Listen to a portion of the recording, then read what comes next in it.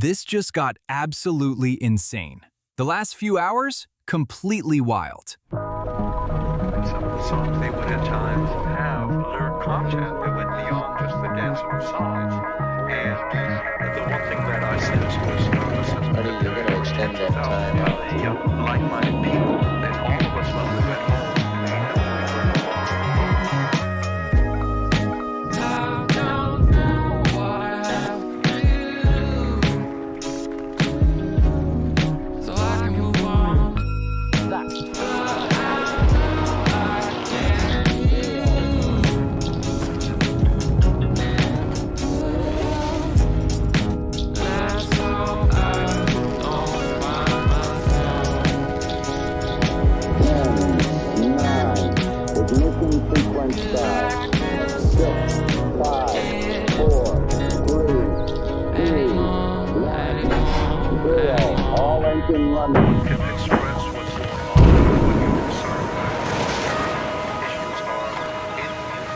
Welcome to Boom Department.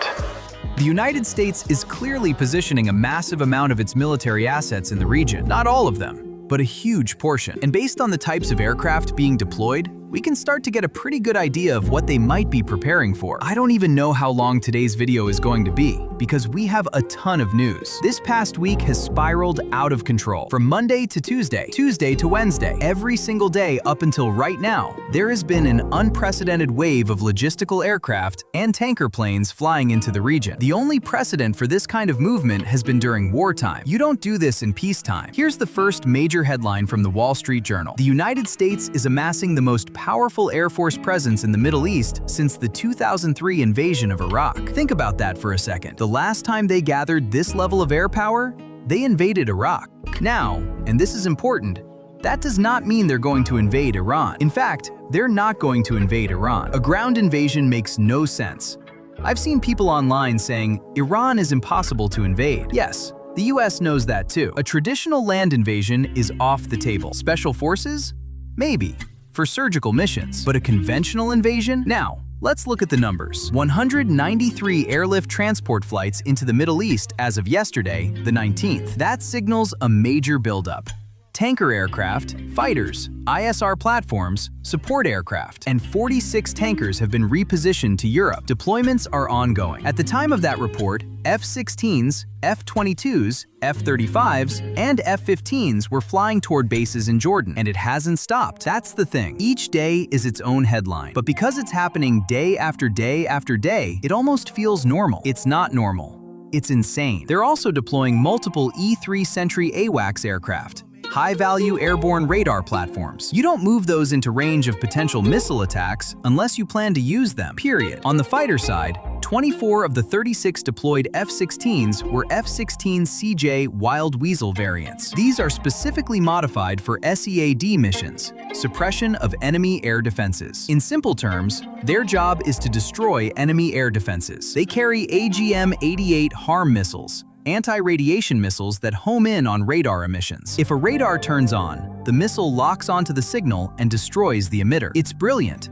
and terrifying at the same time. Interestingly, some of these F-16s are also carrying air-to-air missiles. That suggests they're prepared to engage enemy aircraft as well. Personally, I doubt they'd use that exact configuration over Iran. Air superiority would likely fall to the F-22 or F-35. Wild Weasel missions are insane. These jets literally enter enemy airspace as bait. They want enemy radars to lock onto them, so they can destroy them. Their patch even says YGBSM. You've got to be kidding me. They're known as first in, last out. Parallel to this, multiple E-3 Sentry aircraft have been spotted over Israel. You don't deploy that many unless something serious is coming. Now here's something extremely interesting. Reports say the UK is not allowing the US to use certain bases for attacking Iran. If true, that changes operational planning significantly. And here's where things get even colder. Reports claim US nuclear forces are on maximum alert. That does not mean nuclear war is imminent, but procedures like that are not activated casually.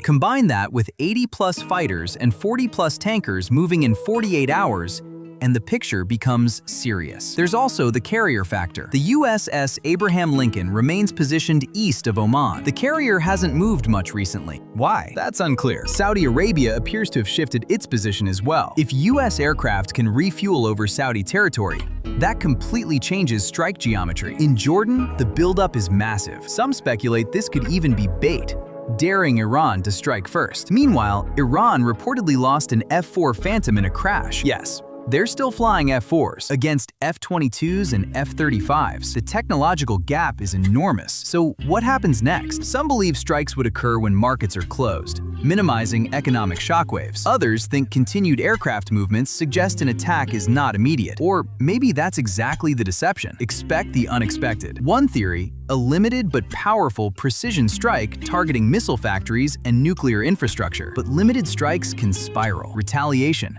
downed aircraft, escalation. And here's the key. This is the largest force concentration in the region since 2003. That suggests not just a single strike, but potentially a sustained air campaign. We'll have to wait and see. And if you really want to understand aviation and engineering, please subscribe and support this channel. Thanks for watching. See you in the next one. The one thing that I sensed was